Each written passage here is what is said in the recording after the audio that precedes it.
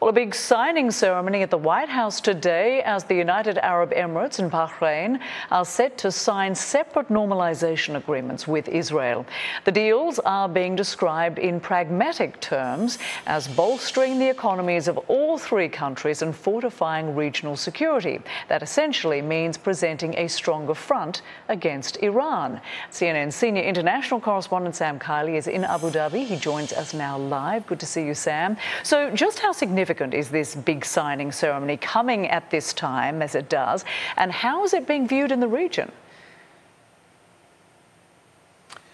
Well, it's significant in different ways to different people, obviously. So as you rightly point out in the introduction there, Rosemary, the motivation, the principal motivation perhaps for the Gulf nations is to secure a bond with Israel that in the future they hope will allow them to offset the what they say is the malign influence of Iran across the region.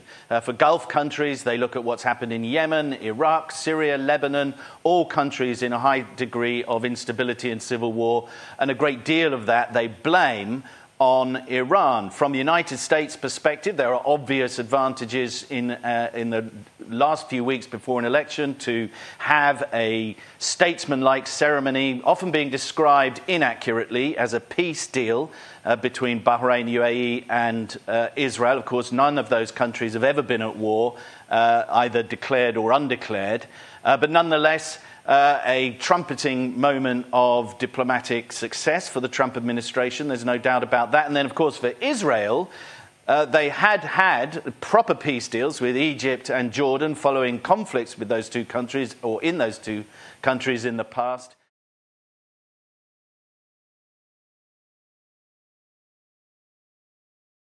John Defterius joins us also from Abu Dhabi. Good to see you, John. So we know about the formal signing, of course, in Washington, but the two sides, the UAE and Israel, have already moved ahead on the business front. So what does this tell us about their intentions?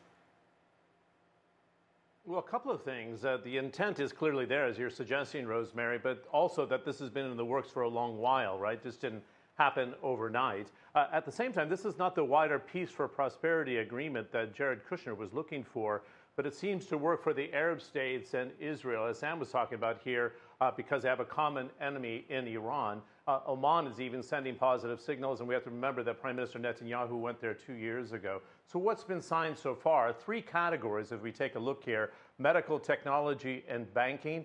These are strategic areas where you can see the UAE, with its sovereign wealth, investing into Israel, and in turn getting kind of the security help that the UAE is looking for, Bahrain, and then the other Arab states that sign on. This is what can be developed. It also helps, Rosemary, that there is no overlap. There's no competing forces when it comes to the economy right now. It can be a win-win that extends to tourism. Think about the Expo in 2021 at the same time.